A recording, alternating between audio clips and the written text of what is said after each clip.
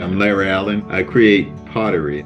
I create vessels thrown on a wheel, and then I do my carving designs on them. Sgraffito is called. So I do those designs and then I glaze them in fire. Pottery came across much later in my life. It came across in college though, but I had a job in the art department and that was a guy throwing on a wheel. And the first time I ever seen anybody throwing on a wheel in my life. And it just stopped me in my tracks. And I stooped down and watched him finish that pot. And when he finished that pot, I was hooked. It's the discipline of it. I think it's the 3 P's, the persistence, patience. You have to be patient when you're doing something. And then you have to practice. And so those 3 things really captivated me because I realized that that was my nature. I consider myself an artist potter. So there's the craftsmanship with just the pottery involved. And then there's the artists which want to make a statement.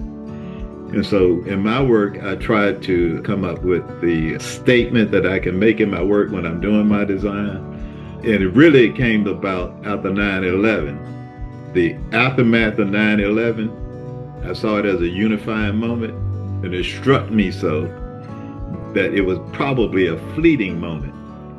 And I realized that that was a message that needed to be pushed, basically. And so I started doing these unity designs. I call them unity designs on my vessels. And they started out with these stylized figures of people united around the vessel. And then over time, they transform into a shape which I can do some more architectural forms, because I've always been interested in Gothic architecture. And so when I started coming in with the columns and things like that, it started adding coin pattern. It just fit the mode of thinking that I was in. I don't try to shortchange my work. I try to really create something that I think is timeless myself.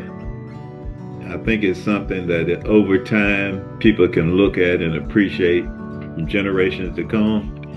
And so I like the idea that people recognize that. I'm one of those people that think seriously about my work, and I think about my work in perpetuity, that it can transcend the time that I'm living in.